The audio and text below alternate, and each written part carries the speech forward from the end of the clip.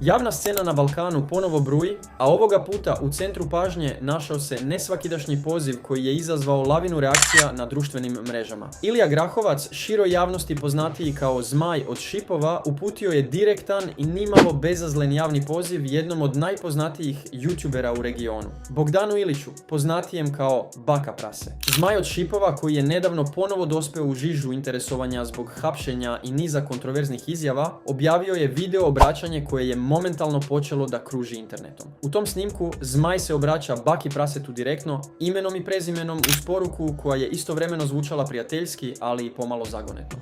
Bogdane Iliću, pričam ja, pozdrav! Započeo je Zmaj svoje obraćanje gledajući pravo u kameru, bez imalo ustručavanja.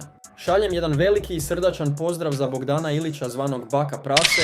Ja sam Zmaj od Šipova, grada koga voli i stara i mlada, nastavio je on, uz osmeh koji je dodatno podgrejao spekulacije o njegovim pravim namerama. U nastavku videa Zmaj je naglasio da već duže vreme prati Bakine sadržaje i da se nada da će doći trenutak kada će se njih dvojica lično upoznati. Njegove reči su mnoge navele na razmišljanje da li je u pitanju iskrena želja za susretom ili najava potencijalnog medijskog spektakla. Samo ga gledam ovdje i nadam se da će doći vreme da se sretnemo. Valjda će biti prilike da se upoznamo, rekao je Zmaj, ostavljajući prostor za razne interpretacije. Ovaj javni poziv posebno je zanimljiv ako se uzme u obzir Zmajeva prošlost i reputacija stečena u reality programima poput Parova i Maldiva, gdje je važio za jednu od najkontroverznijih i najnepredvidivijih ličnosti. Njegova direktnost i sklonost ka medijskim provokacijama dodatno su pojačale interesovanja javnosti. S druge strane, Baka Prase se do ovog trenutka nije oglasio povodom Zmajevog poziva. Njegova tišina dodatno raspiruje spekulacije. Da li će prihvatiti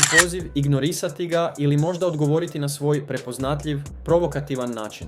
Komentari na društvenim mrežama ne prestaju. Jedni smatraju da bi susret Zmaja od Šipova i Bake Praseta bio potpuni internet spektakl, dok drugi vjeruju da iza svega stoji pokušaj da se izazove pažnja i dodatna medijska buka. Jedno je sigurno, Zmaj od Šipova je još jednom uspeo da skrene pažnju na sebe, a lopta je sada u dvorištu Bake Praseta. Da li će doći do tog famoznog susreta i kakav bi epilog mogao imati, ostaje da se vidi u danima koji dolaze. Lajkujte video i zapratite kanal za još ovakvih priča, a mi se vidimo u narednom videu. Pozdrav!